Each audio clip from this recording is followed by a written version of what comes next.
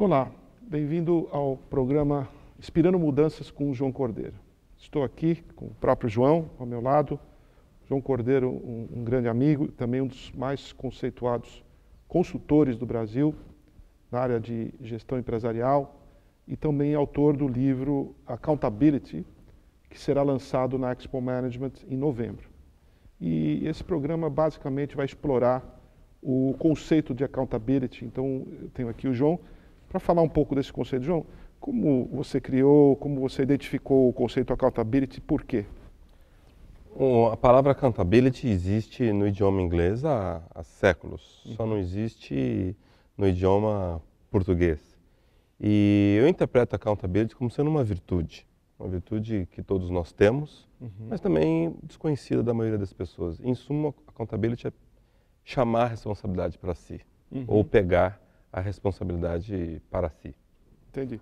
E você falou a palavra responsabilidade. E essa é a tradução correta ou ele tem um conceito mais expandido?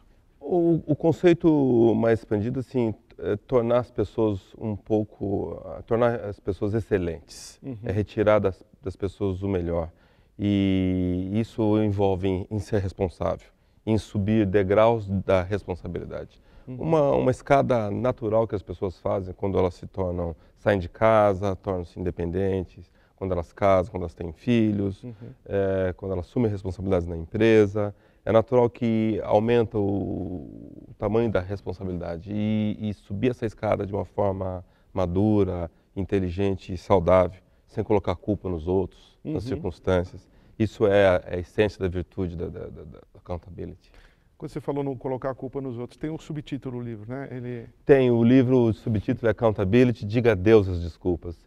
E a razão disso, Salib, é assim, nós temos um software dentro de nós de gerar desculpas.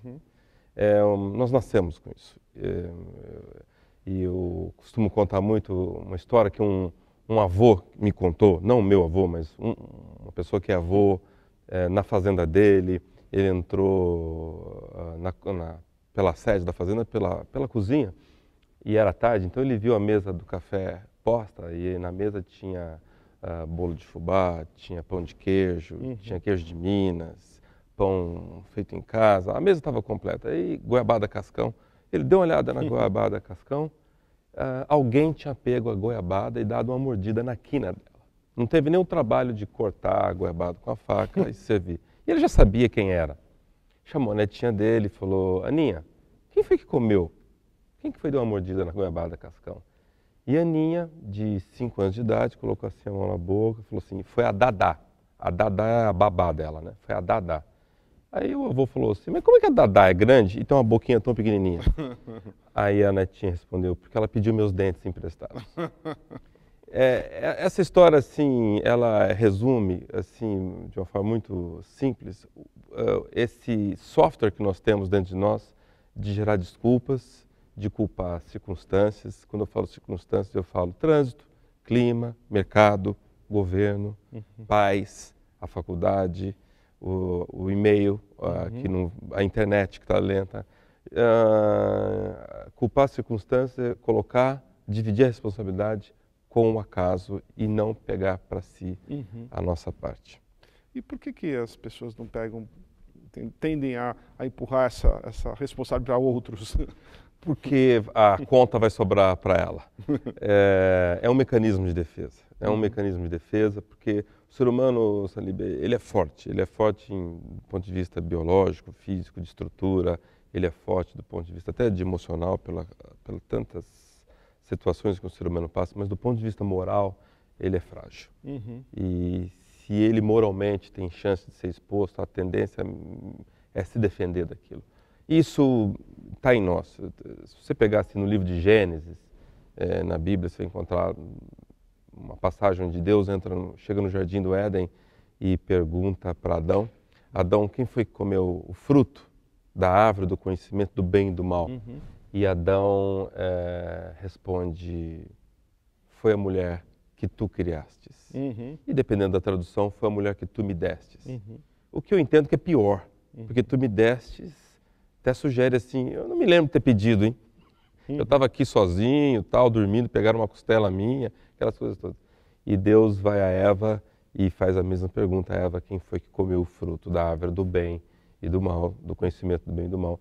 E a Eva responde, foi a serpente que tu nos destes, ou dependendo da tradução, a serpente que tu criaste. E isso mostra assim, como isso está impregnado, que a gente nasce com isso. No entanto, não é porque nascemos que isso que temos que manter assim. A gente nasce com a nossa boca produzindo a terceira fileira de dentes, os dentes de siso. Mas a maioria das pessoas tiram os dentes de siso, porque não cabe mais na boca, era para uma boca maior. Mas é natural, e não é porque é natural que a gente vai manter. Tem pessoas que precisam retirar amígdalas, tem outras que precisam retirar vesícula. É natural, mas não é porque é natural que é bom. E a mesma coisa, se defender, colocar a culpa nas circunstâncias, é natural, mas não é por isso que é bom. É interessante quando você olha assim um pouquinho, você vê assim que várias tentativas de algumas religiões, de culturas, em tentar alertar a humanidade de que, olha, isso é um problema. Me lembro de um caso, uma passagem da mitologia grega, onde Hércules foi convidado para uma festa e lá na festa ele foi drogado. Que os gregos faziam festas naquela época que faz qualquer rave de hoje parecer encontro de monge budista. E na festa Hércules foi drogado e ele teve uma briga e ele matou pessoas. No dia seguinte ele, já consciente, descobre que ele matou a esposa e as filhas. E ele se isola, vai procurar conselho com um oráculo da ilha de Éfaso. E o oráculo fala, olha, você está enrolado, cara. Você está enrolado, o que você fez é uma coisa muito ruim, você só tem uma saída.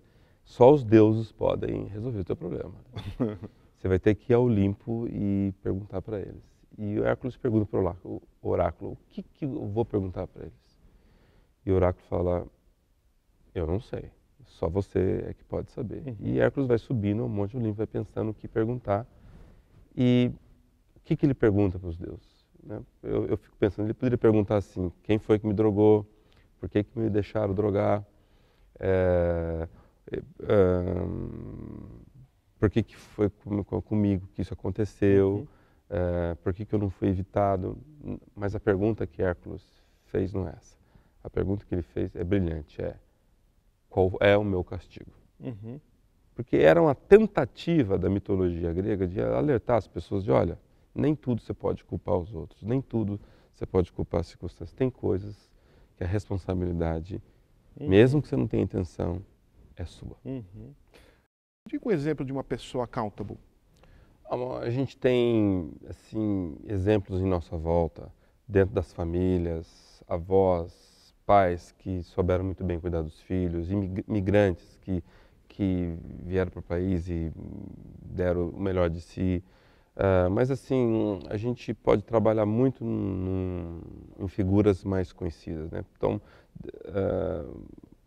uma figura que está viva, que vale a pena ser mencionado, independente da onde ele é, do país que ele é Mandela, Nelson Mandela. Porque foi uma pessoa que foi presa não por ter feito algo, mas por pensar algo. E o que ele pensava não é nada desumano, pelo contrário, é que seres humanos, pretos ou brancos, independente da origem, têm os mesmos direitos, com as mesmas condições. E mesmo ele preso, ele continuou fazendo a parte dele dentro da cadeia, que é se alimentando e se alimentando dos próprios pensamentos dele. E assim que ele saiu, ele pode fazer o que ele sempre quis fazer. E quando ele percebeu que ele não podia mais fazer, que é hoje onde ele está com 92 anos, está doente, mora em Joanesburgo, ele está lá quietinho na casa dele. Porque ele sabe que ele não tem mais tanta vida ativa para poder fazer. Mas quando ele tem oportunidade, ainda ele dá o recado dele. Ontem, a Michelle Obama esteve em Joanesburgo e recebeu um telefonema dele convidando para ir para a casa dele. E ela foi lá para a África do Sul dizendo que ela ia inspirar os jovens sul-africanos. Mas ela deu uma entrevista falando que ela voltou de lá inspirada. Legal. E o exemplo de uma pessoa que não é accountable? Bom, isso tem um monte. Tem um monte aqui na nossa sociedade.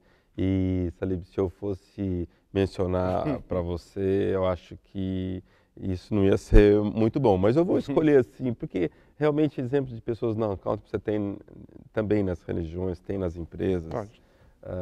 Mas não precisa mencionar nomes, mas mas eu vou contar uma figura, se essa figura eu acho que eu posso contar. Existe uma figura muito conhecida que ele é pai de família, um leal pai de família, casado, tem 3 filhos, ele trabalha no setor 7 de uma usina nuclear em Springfield, ele é o Homer Simpson. E o Homer Simpson tem um Twitter com mais de 70 mil seguidores, é uma das figuras, das celebridades mais conhecidas do público americano. E ele tem frases do tipo, a culpa é minha e eu ponho em quem eu quiser. Então ele talvez seja uma das pessoas mais conhecidas que a gente podia nominar como não accountable ou não excelente. Voltamos em breve com Inspirando Mudanças com João Cordeiro.